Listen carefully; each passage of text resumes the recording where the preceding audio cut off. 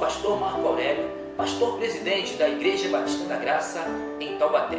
É com imenso prazer que compartilho com vocês agora uma porção da Palavra de Deus, na certeza que ela edificará a tua fé e mudará a tua história. Que Deus os abençoe.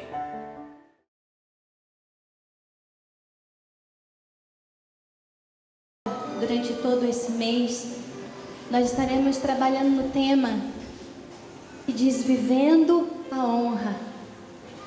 Eu não sei se tem, já o slide não tem, né?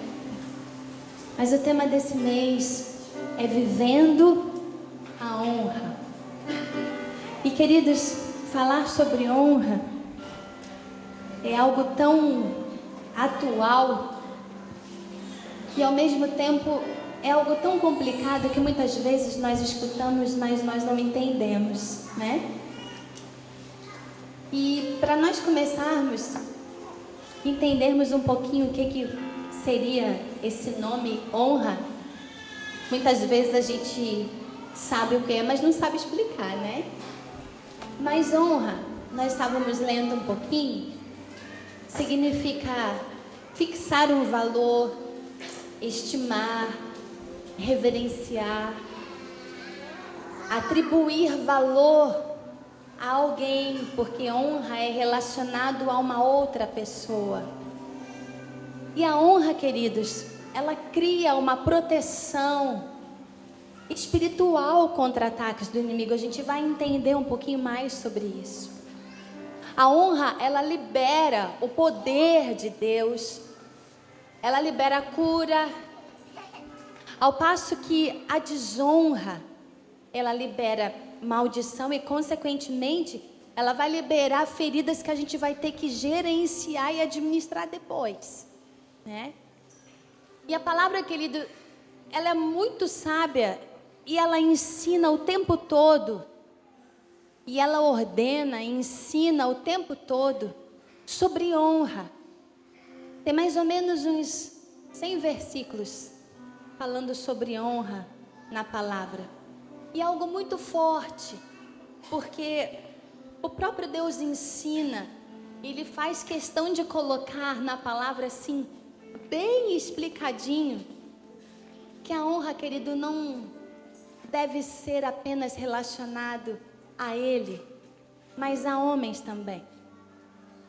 E quando a gente vai lendo a palavra, a gente vai encontrando uma relação de pessoas que o Senhor nos ensina, pessoas que, se honrarmos, serão instrumentos, na verdade, de Deus para nós alcançarmos favores do céu. Em Apocalipse 4:11, o Senhor, Ele diz, não precisa abrir, Ele diz, digno és, Senhor, de receber glória e honra e poder, porque Tu criaste todas as coisas e por Tua vontade foram criadas. A honra, em primeiro lugar, é para Ele. A honra, em primeiro lugar, ela é tributada ao Senhor. E nós, muitas vezes, nós não temos problemas de honrar a Deus. Ao Senhor, nós não temos problemas em relação à honra. Nós temos dificuldade de fixarmos valores, porque uma vez que honrar é você fixar um valor, é você estimar. Nós temos problemas, às vezes, com relação a pessoas que também nos causam problemas. Se honrar é fixar, então, valor, a gente começa, então, a ter alguns problemas com alguns personagens. Deuteronômio 5,16 é um versículo muito conhecido que todos nós conhecemos.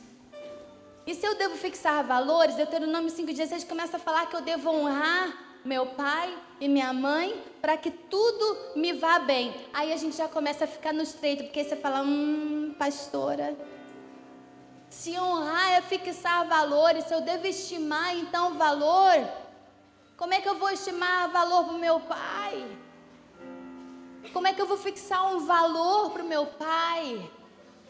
Uma pessoa que não conhece Jesus, um bêbado que nunca me deu carinho, estimar valor para uma pessoa assim? Eu vou fixar um valor para minha mãe, uma mulher que quis me abortar, é isso? E a Bíblia continua dizendo em 1 Coríntios 12, 23. E ele começa falando, ó, fixa aí um valor, estima o valor para aqueles que na igreja parecem mais fracos. Estima o valor, fixa um valor aí ao rei, às autoridades. Ok, pastora, de novo, vou fixar um valor para as autoridades, eu devo honrar. Vou fixar um valor para quê, pastora? Para o Lula? A Dilma? Tem que fixar valor para eles, tem certeza? E aí, quando a Bíblia fala de fixar um valor, querido, é fixar um valor alto, viu? Está lá em 1 Pedro 2,17. Está achando pouco? A Bíblia continua dizendo, ela diz, olha, honre, coloca um valor maior aí para o seu patrão. Um valor alto, 1 Timóteo 6, para as viúvas, 1 Timóteo 5, para os idosos. Levítico 19:32 para o cônjuge, Efésios 5. Resumindo, Romanos 12:10 diz, prefiram dar honra aos outros mais do que a vocês. Ou seja, qualquer pessoa terá que ser vista com valor muito alto, mas muito mais alto que o seu. Vai apertar a mão um pouquinho. Sabe, queridos, porque a honra, ela não se dá por méritos, mas ela se dá pela posição de autoridade que a pessoa ocupa em relação a você. A honra aos pais, ao líder, ao pastor, às autoridades não tem nada a ver com mérito, mas sim com a posição de autoridade que eles desenvolvem sobre nossas vidas. Tem a ver com a posição que eles assumem. Lá em Romanos 13, 1 e 2, a gente tem uma instrução de Paulo que fala assim, não há autoridade que não venha de Deus. As autoridades que existem foram por ele estabelecidas, portanto, aquele que se rebela contra a autoridade está se colocando contra o que Deus instituiu, e aqueles que assim procedem trazem condenação sobre si mesmo. Toda autoridade foi instituída pelo próprio Deus. Honrar aos pais é honrar a Deus. Honrar ao pastor é honrar a Deus. Honrar autoridades é honrar a Deus. E eu vou repetir, honra não tem nada a ver com mérito. Não tem nada a ver se merece, se não merece. Não tem nada a ver se é bom, se não é bom. Tem a ver com a posição que essa pessoa ocupa em relação a você. Mas por que a gente tem tanta dificuldade com isso? Por que a gente tem tanta dificuldade em viver isso? Por que a gente ouve, mas não entende? A gente ouve, mas o nosso espírito não consegue praticar esse princípio. Querido, eu quero dizer para você que Satanás vai fazer com que você realmente não entenda isso, porque a honra, ela é uma chave que libera a proteção. A honra é uma chave que libera a cura, libera poder, libera o favor de Deus sobre a tua vida, porque a honra, ela é um princípio do reino. A honra, ela estabelece o governo, ela traz para os teus ossos e para a tua alma, ela traz cura, porque está ligada à obediência. Por isso que é difícil. Quer viver em honra, querido? Obedeça. Obedeça às leis do reino. Esteja debaixo das leis do Senhor e dos princípios que Ele estabelece, se você quiser ser abençoado. Mas deixa eu dizer uma coisa para você. Eu sinto muito te dizer, porque se é uma lei do reino, reino tem um rei. E se essa lei foi instituída por esse rei, essa lei não está sujeita à opinião pública, não está sujeita à votação ou eleição. A lei não é democrática. Ah, essa lei é boa para mim, então eu vou cumprir. Ah, essa aqui não é, então essa daqui eu não quero. É assim que acontece? Ah, essa lei aqui, ó, é proibido estacionar aqui em cima da grama da Praça Santa Terezinha, mas eu não gosto de colocar o meu carro ali na avenida, eu vou colocar aqui em cima, porque eu não quero. Aí eu gosto de colocar meu carro aqui. É assim, querido? A lei é democrática, você obedece e cumpre se você gostar ou se você tiver afim, é assim? As leis e os princípios do reino não são democráticos, nem estão sujeitos à nossa opinião, apenas à obediência e ao cumprimento delas. Você quer saber mais? Coisa linda. Quando você cumpre o princípio da honra, a bênção delegada a essa honra que está na palavra, a bênção que está atrelada a esse princípio, ela tem força e tem poder executivo. O que é isso, pastora? Quer dizer que depois de estabelecida, depois que você ouve, depois que você obedece e cumpre, ninguém pode reverter o resultado. O poder de execução é irrevogável. Coisa linda, você quer ver? Você honra seu pai e sua mãe, então automaticamente a execução da sentença vem sobre você. Longevidade e tudo te irá bem. Execução automática, irrevogável. Você quer ver outra coisa? Honrou o Senhor com os seus bens, com a primeira parte de todos os seus ganhos.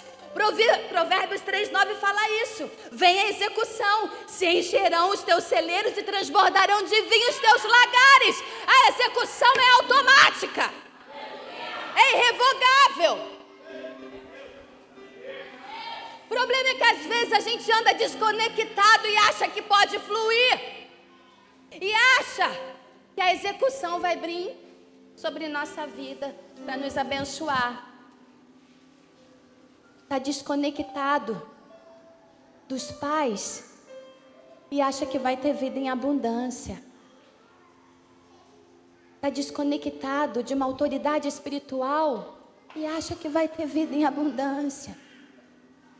Está desconectado da lealdade ao Senhor e acha que vai viver a vida em abundância, acha que vai fluir.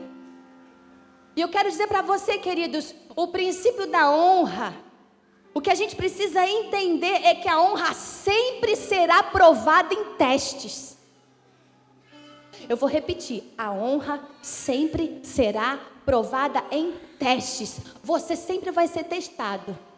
O Espírito Santo vai ver se você honra ou não. Sempre vai ter um testezinho para você.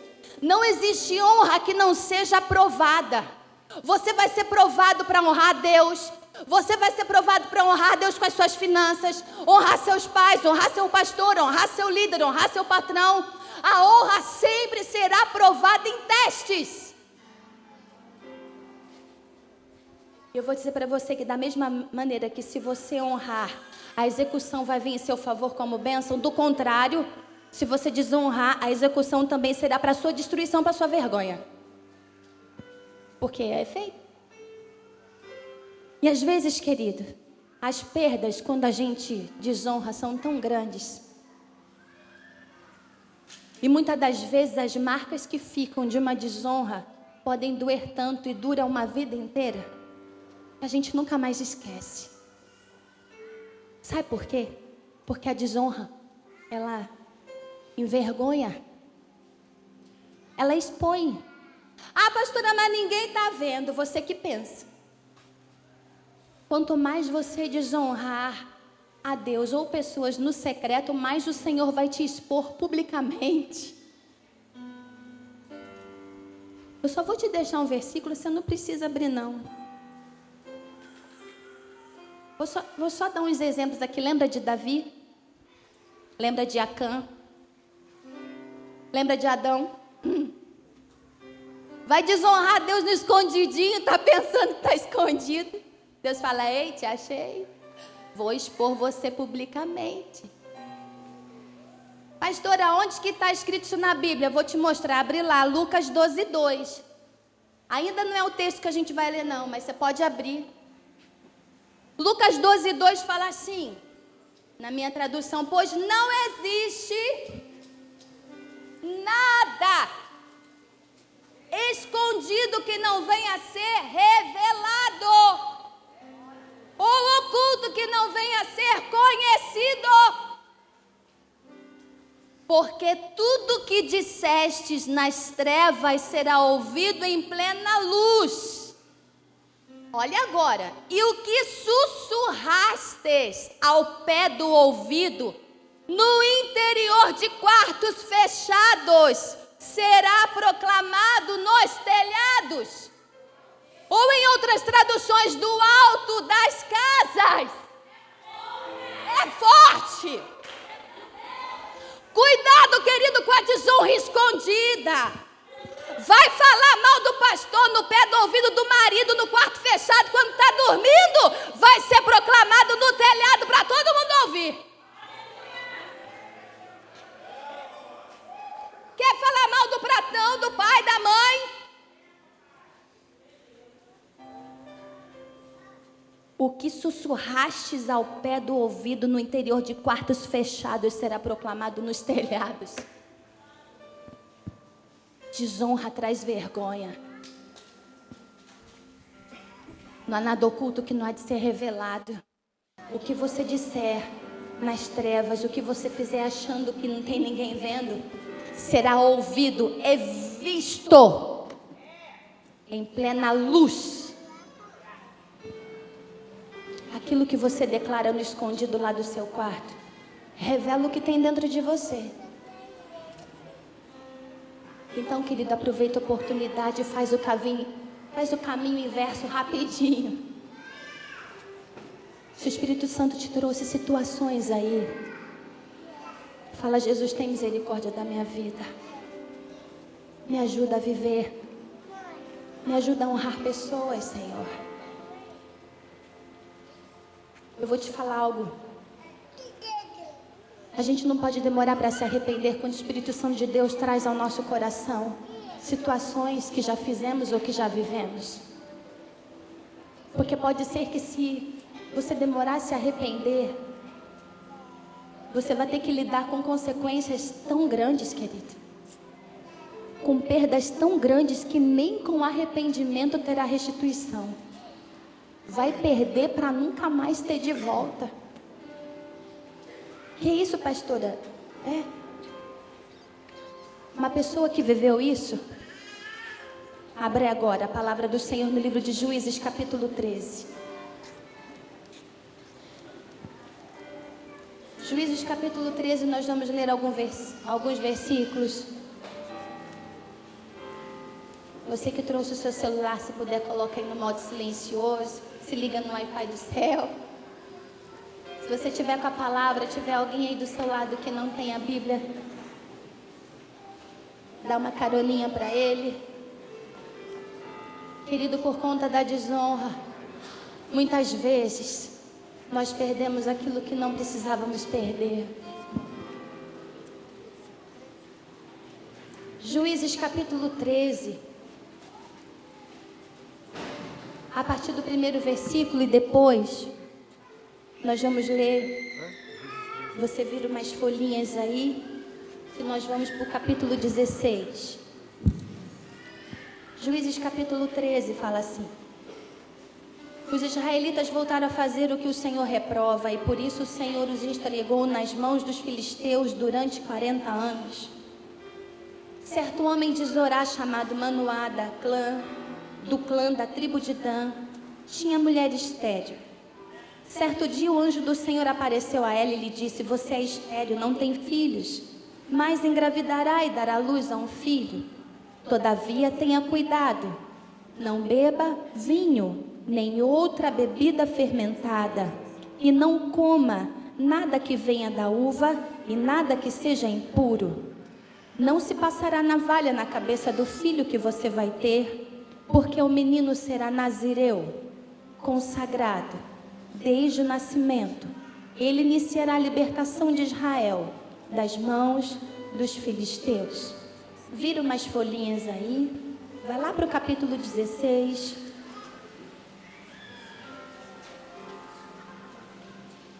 Nós vamos ler alguns versículos. A partir do primeiro versículo, diz assim: certa vez Sansão foi a Gaza, viu ali uma, e passou a noite com ela. Mas no capítulo 13 diz que ele era o que? Nazireu, consagrado. Disseram ao povo de Gaza: Sansão está aqui. Então cercaram o local e ficaram à espera dele a noite toda, junto à porta da cidade. Não se moveram a noite inteira, dizendo: ao amanhecer o mataremos. Sansão, porém, ficou deitado só até a meia-noite. Levantou-se, agarrou firme a porta da cidade. Com os 2 batentes os arrancou, com o tranco e tudo, pôs tudo nos ombros e o levou ao topo da colina que fica defronte de Hebrom. Depois dessas coisas, ele se apaixonou por uma mulher do vale de Soreque, chamada Dalila. Os líderes dos filisteus foram dizer a ela: veja se você consegue induzi-lo a mostrar-lhe o segredo da sua grande força e como poderemos dominá-lo para que o amarremos e o subjuguemos. Cada um de nós dará a você 13 quilos de prata. Disse, pois, Dalila a Sansão: conte-me, por favor, de onde vem a sua força e como você pode ser amarrado e subjugado. Repete assim comigo: amarrado e subjugado. Amém. Vamos lá para o versículo 13.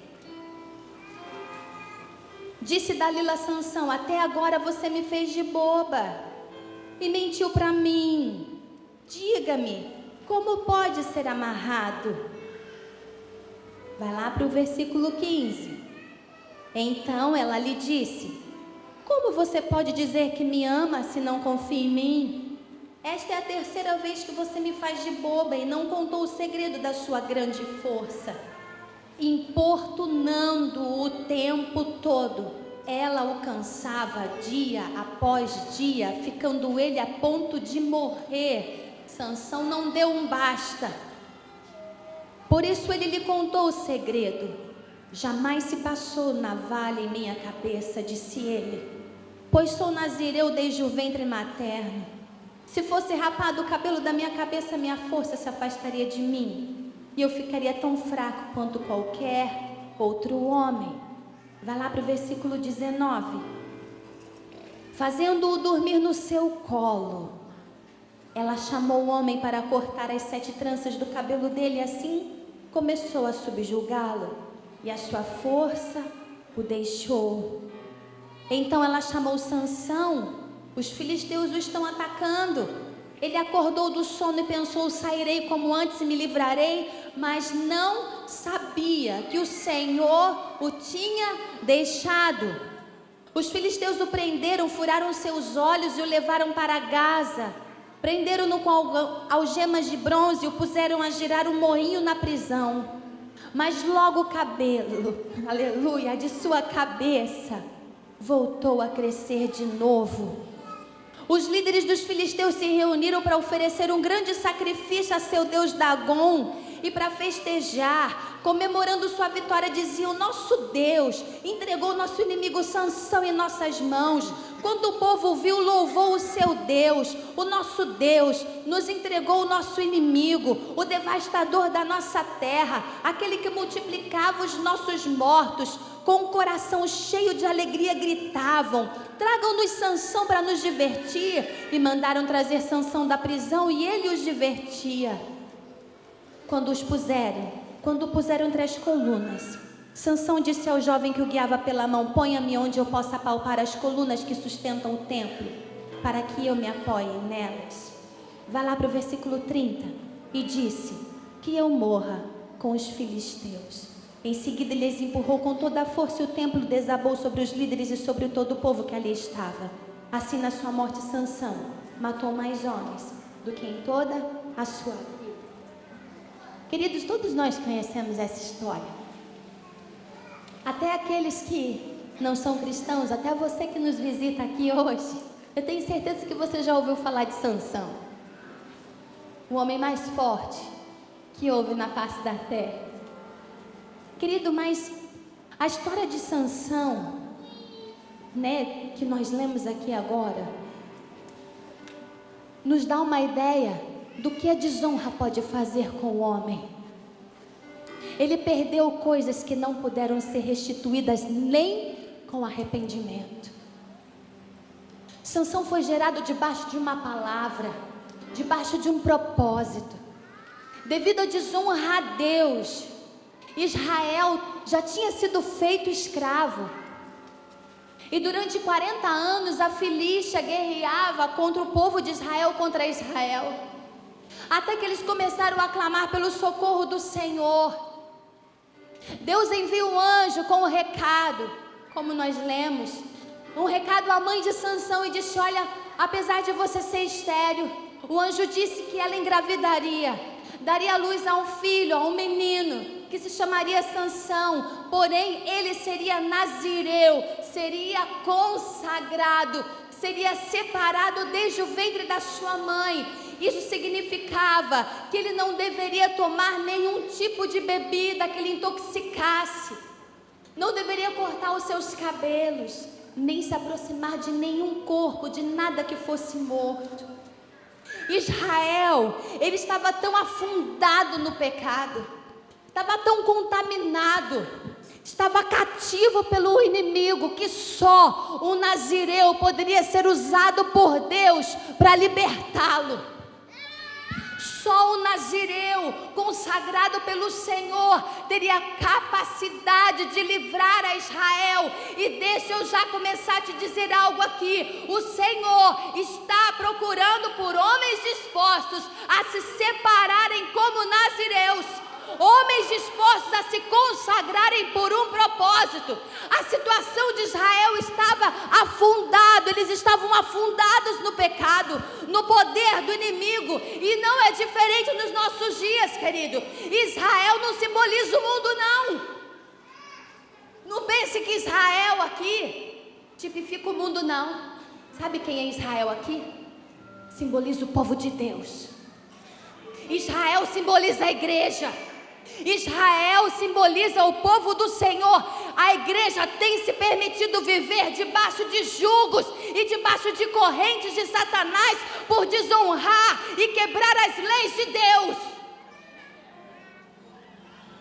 Cada vez que a igreja ignora o certo para viver o errado, ignora a santidade para viver o pecado e o profano, ignora a honra para viver a desonra, ignora o conselho para viver o eu, leis são quebradas. E as leis fazem com que, uma vez quebradas, entreguem a Satanás o domínio para amarrar e colocar a igreja debaixo de um jugo de servidão. Faz a igreja viver debaixo de maldição. E aí as portas começam a fechar. Nada flui. Começa a vir enfermidade. Começa as coisas a darem errado. Começa alguma coisa e não consegue terminar. Trabalha 3 meses, daqui a pouco é mandado embora. E eu quero dizer para você que a igreja, querido, sou eu e você. Quando nós quebramos leis, o diabo começa a ter legalidade sobre a minha vida e sobre a tua, e começa a roubar, e a igreja passa a ser roubada na vida conjugal, na vida familiar, na vida profissional, na vida espiritual, na vida emocional, e pior, nós vamos achando que isso é protesto de Deus para nós. Deus está no controle.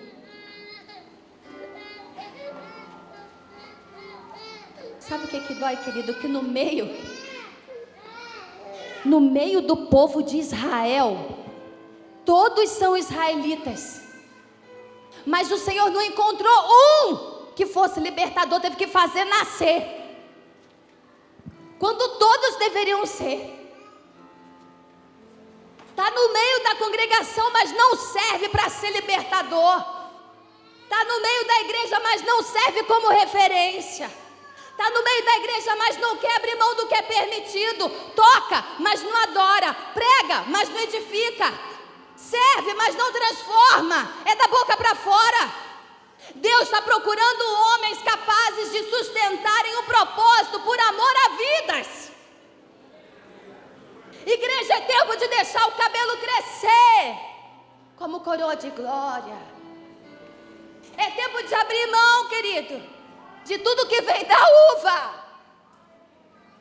Não só do vinho, mas da uva. Uva fala de satisfação pessoal. Uva fala de alegria natural. Para ser nazireu tem que abrir mão do que é, querido, alegria natural. Eu posso ficar em casa, domingão, dormindo?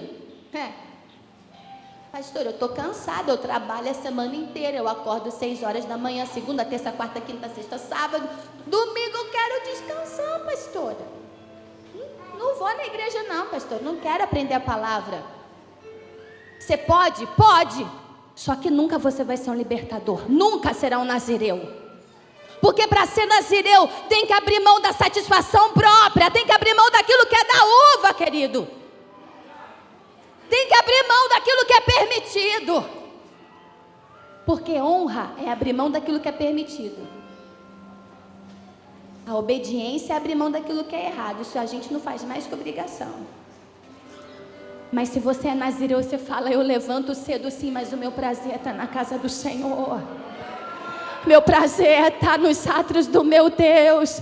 O meu prazer é estar lá na casa dele adorando a ele. Mesmo cansado, eu sei que quando eu chegar lá ele vai renovar as minhas forças. Mesmo cansado, eu sei que lá ele vai me trazer uma palavra que vai me colocar de pé. Mesmo cansado, eu vou caminhar para a casa do Senhor. Eu vou marchar para lá porque só ele tem palavras de vida eterna.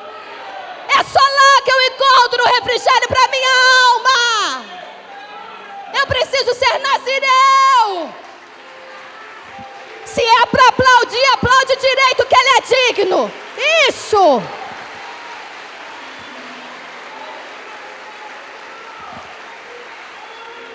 Tem que abrir mão da comida que é impura, querido. Tem que abrir mão da comida que é impura. Tem que abrir mão da Globo, tem. A novela tem. Mas não tem nada demais, pastora, não é pecado. Tem que abrir mão se quiser ser nazireu. Vai se contaminar com aquilo que é impuro? Aleluia. Não dá para tocar naquilo que é morto. É só uma vez, pastora. Eu soltei uma piadinha suja só uma vez. Para ser nazireu não pode negociar. Você pode estar no meio da congregação, mas o Senhor está chamando você como nazireu. É tempo de deixar de ser só israelita. É tempo de só ficar esquentando o banco. Eu vou lá para adorar. Tem gente que está orando, chorando há muito tempo, tentando ganhar a família para Deus. Ah, minha mãe não é cristã, meu irmão, meu pai, minha mãe. Quer ganhar a família para Jesus. Quer ganhar o sócio. Tem gente orando para Deus para libertar do vício. Chorando para Deus entrar com providência na vida do filho, na vida do vizinho. Está pedindo por libertação, por cura, por salvação, restituição. Mas não está disposto a ser nazireu. Não está disposto a pegar uma queixada de jumento como Sansão fez, partir para cima do inimigo, saquear o inferno e tirar de lá quem você mesmo ama. Ama a mãe, ama o irmão, ama o avô, ama o tio. Chora: Senhor, me dá minha família. Entra, Senhor, com providência. Mas não está disposto a ser nazireu e ser ele mesmo libertador da sua casa. Eu vou pedir oração para o pastor. Pastor, só ora pela minha mãe. Usa meu líder, Jesus. O Senhor vai usar alguém, né? Cara de pau, o Senhor quer usar você, meu filho, como nazireu na tua casa. Deixa o teu cabelo crescer. Vai pro teu quarto. Vai pro teu secreto. Vai buscar a face dele. Vai dobrar teus joelhos. Faz calo nele. Levanta a tua mão em adoração. Começa a chorar. Começa a adorar ele. Começa a ter intimidade com aquele que te ama.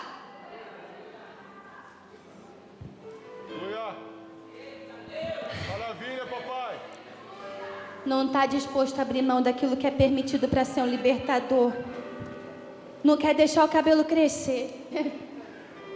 Os cabelos de uma pessoa eram consideradas a sede da vida. Eram nos cabelos que estava a força de Sansão. Por quê? Porque os cabelos compridos de Sansão era símbolo de uma aliança. Da mesma forma como se Hoje nós temos aliança, né? Casado. Se eu pegar a minha aliança, se eu jogar fora, quando alguém me ver vai entender que eu tenho aliança com o pastor, que eu sou casada com ele. Eu joguei minha aliança fora. Foi isso que Sansão fez. Pegou o símbolo que era aliança e falou: vou cortar.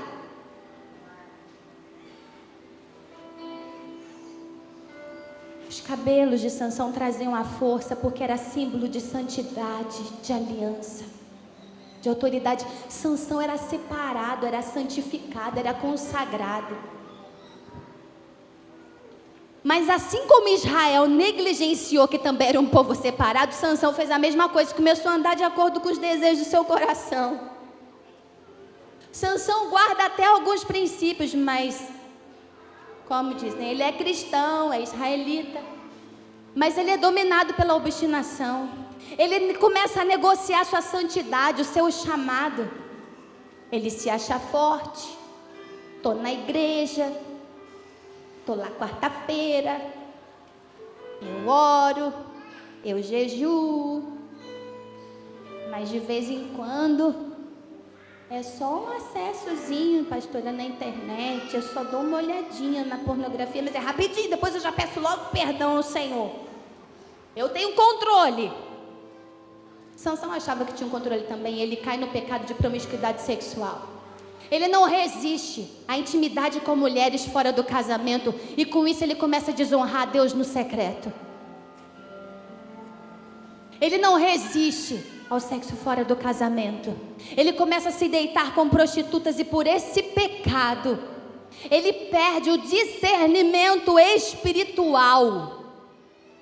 Sansão estava se saciando carnalmente, e automaticamente, pelo pecado de promiscuidade sexual, Sansão perde a conexão com o Espírito.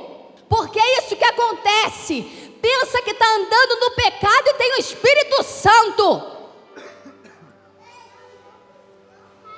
Sansão, pela promiscuidade, ele perde o discernimento no Espírito. Fica cego. E a cegueira espiritual já tinha se instalado, tanto que no versículo 6 que a gente leu aqui, olha o que Dalila fala para ele.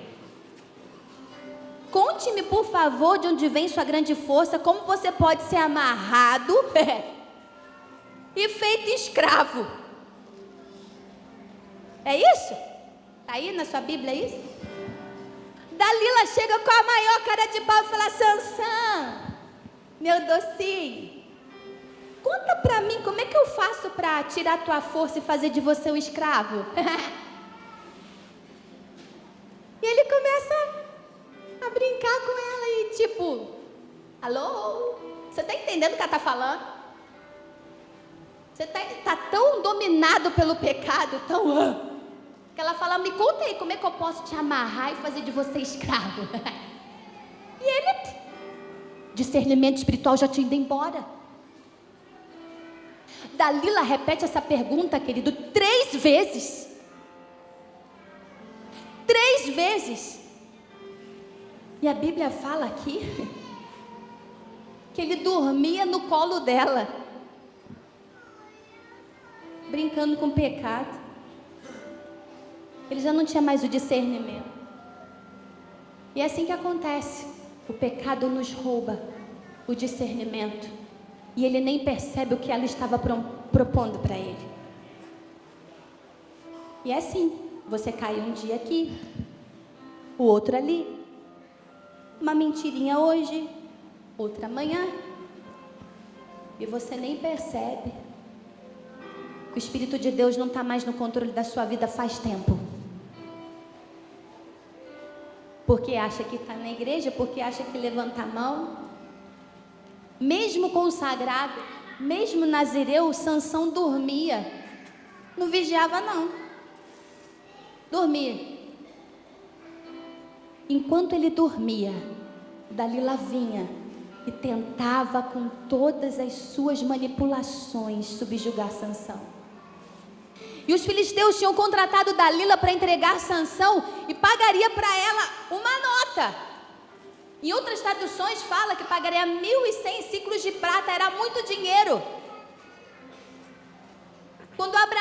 foi comprar um terreno lá em Gênesis 12, se eu não me engano. Ele comprou um terreno por 400 ciclos de prata, que cada um ia dar 1.100 ciclos para ela, era muito dinheiro. Mas no versículo 17, Sansão abre mão da glória do Senhor, da sua aliança com Deus, e conta o segredo para Dalila. Era um ambiente espiritual, então ali Sansão, ele confessa. O problema, como eu já falei, não era contar o segredo. A questão é que quando ele conta, a aliança dele com Deus, naquele momento seria roubada, seria quebrada. O inimigo ia roubar a aliança dele, que seriam os cabelos. Mas Dalila manipulava, assim como muitas das vezes, querido, o pecado também manipula as nossas emoções. O pecado assume muitas vezes controle das nossas emoções. E na tentação ele fala assim, vai lá, pode fazer, não tem ninguém vendo. Pode trair, pode cheirar, pode roubar, ninguém está vendo, é tão bom. Deus perdoa, pode ir. Manipulação das emoções. As emoções começam a se envolver. Quando Sansão ele confessa a razão da sua força, ele é movido automaticamente de um mundo para o outro. Por isso que é tão forte o poder da confissão. Todas as vezes que há uma confissão, por ser um princípio espiritual, nós somos movidos de um mundo espiritual para o outro, porque só arrependimento sem confissão não resolve. Pastora, eu estou arrependida do que eu falei para meu pai. Amém, volta lá, pede perdão para ele, confessa, vai lá resolver. O filho pródigo em Lucas 15, quando ele estava lá no mundo, lá ele orou e pediu perdão ao Senhor e falou, Senhor, eu me arrependo, eu vou voltar para casa e vou dizer, pai, pequei contra o céu e contra ti. Ele se arrependeu lá. Mas só houve restituição quando ele confessa diante do pai e resolve o assunto. Quando Sansão acorda do sono, quando ele vê, já era. Quando ele tenta levantar lá no versículo 20, como a gente viu, ele pensou, me levantarei, sairei como antes e me livrarei. Muito séria essa frase, mas ele não sabia que o Senhor o havia deixado. Quase 30 anos Sansão tendo intimidade com o Espírito Santo. Mais de 30 anos Sansão conhecendo a presença do Espírito Santo, mas o Espírito Santo, pelo discernimento espiritual que ele havia perdido, pela cegueira que o pecado estabeleceu na vida dele, o Espírito Santo deixou ele e ele nem percebeu, ele nem sentiu falta do Espírito Santo.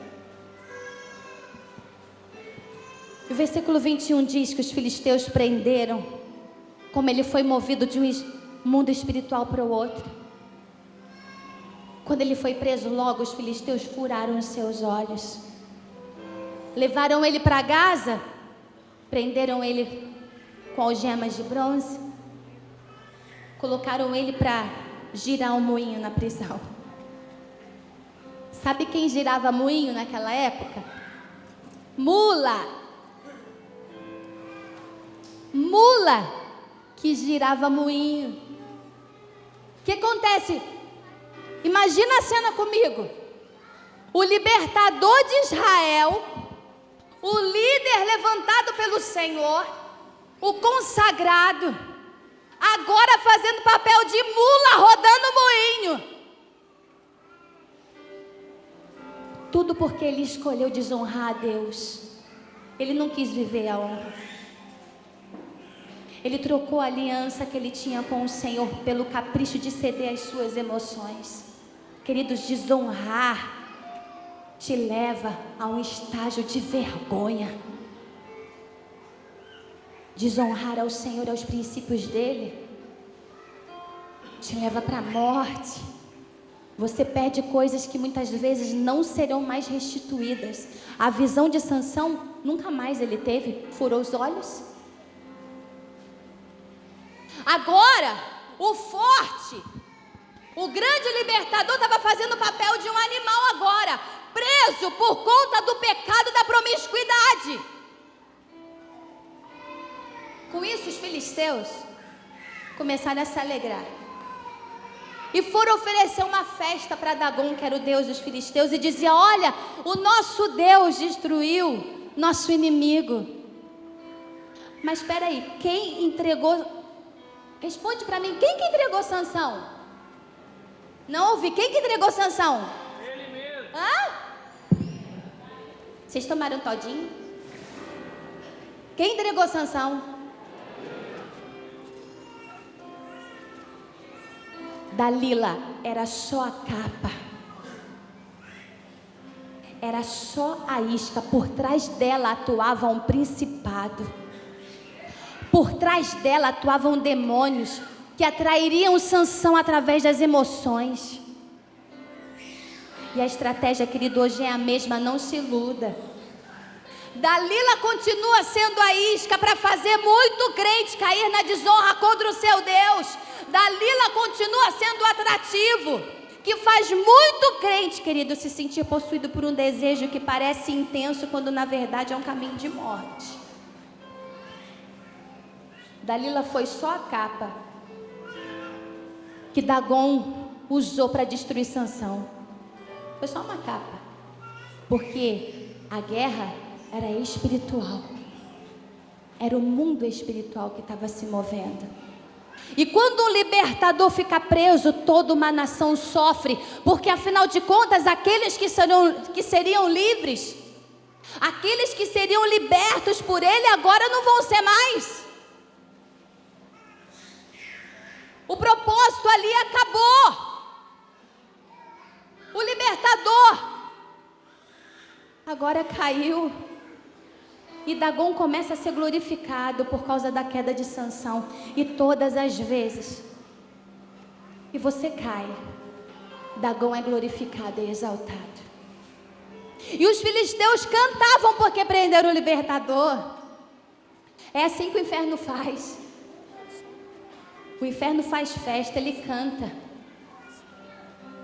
Quando você peca, quando você desonra, a glória passa a ser do inferno, e o libertador passa a ser para louvor do diabo, para louvor de Satanás.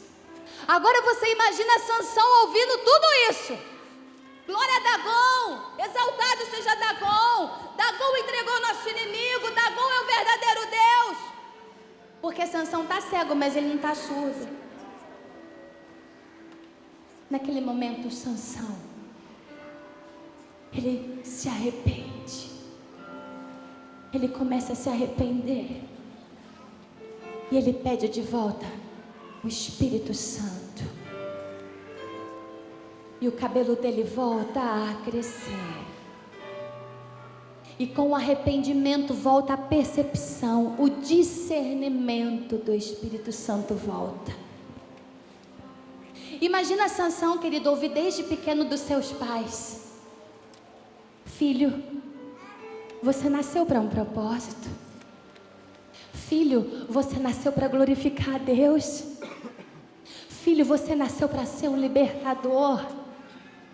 Você nasceu, querido, para fazer Deus ser conhecido aonde você estiver. E agora ele ouve dizer que graças a Sansão, que graças a ele, Dagom é o Senhor. Ele começa a dizer que por causa dele, Dagom seja glorificado. Sansão pede: Senhor, não foi para isso que eu nasci. Traz de volta para mim o teu Espírito. Senhor, eu não nasci para dar glória para Dagom. Senhor, eu não nasci para glorificar Dagom. Senhor, o meu propósito nunca foi esse. O meu propósito era para ser nazireu. Sansão começa a dizer: Senhor, eu nasci para ter uma aliança contigo e ser fiel a ti e dar honra somente a ti. Senhor, se não for para honrar a ti, eu prefiro morrer, Senhor, do que estar vivo e não viver o teu propósito. Eu prefiro morrer, Senhor, do que viver e dar glória para outro Deus que não seja Eu prefiro, Senhor, enfrentar a morte e cumprir o meu propósito que está vivo e glorificar Dagom. Sansão começou a pensar: eu não nasci para isso. Eu prefiro morrer do que ficar vivo e ser prisioneiro e envergonhar o teu nome, Senhor, e não viver para te honrar. Eu nasci com propósito, Senhor, me dá uma segunda oportunidade, porque eu quero voltar ao propósito inicial. Eu quero voltar, Senhor, lá atrás. Eu quero voltar para a inocência, Senhor. Eu quero voltar para o meu ministério. Eu quero de volta o teu Espírito. Eu quero a santidade de volta que um dia eu abandonei por causa das emoções do meu coração. Me traz de volta a tua presença, Senhor. E o cabelo de Sansão começa a crescer. Sansão pede para ser colocado entre as colunas principais daquele templo.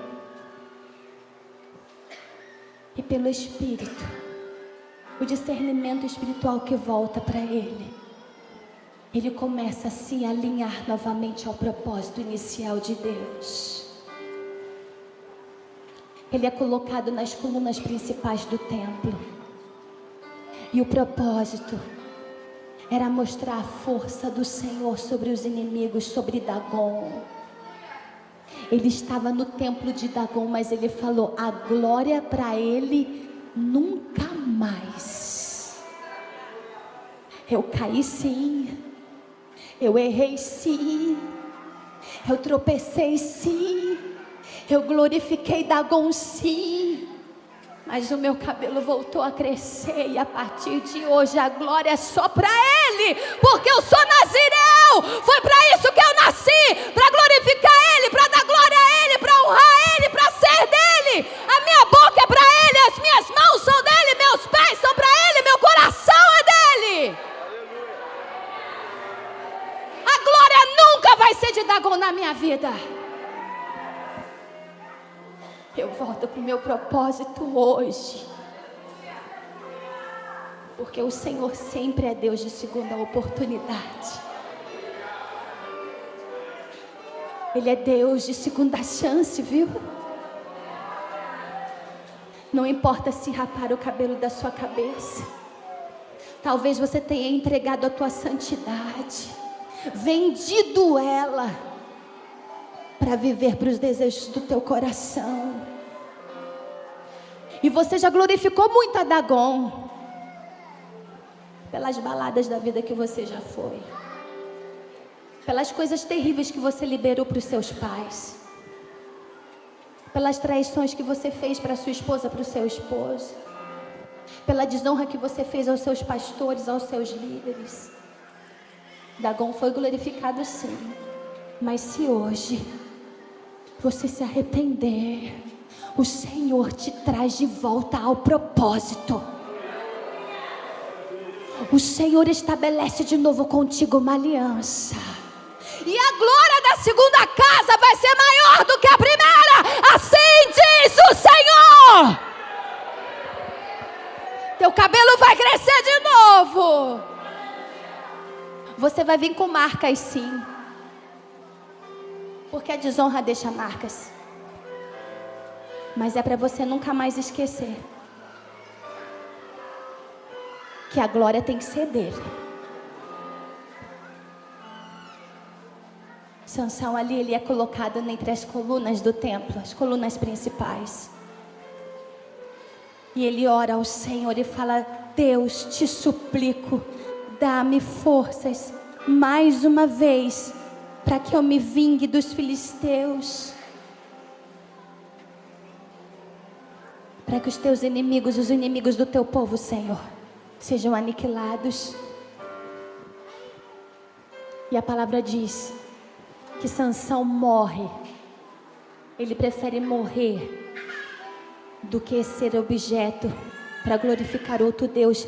E a palavra do Senhor diz que mais foram as mortes dos filisteus naquele dia do que em toda a vida de Sansão, a glória foi maior. Você quer voltar ao propósito hoje? Mistério de louvor rapidinho, fique de pé em nome de Jesus.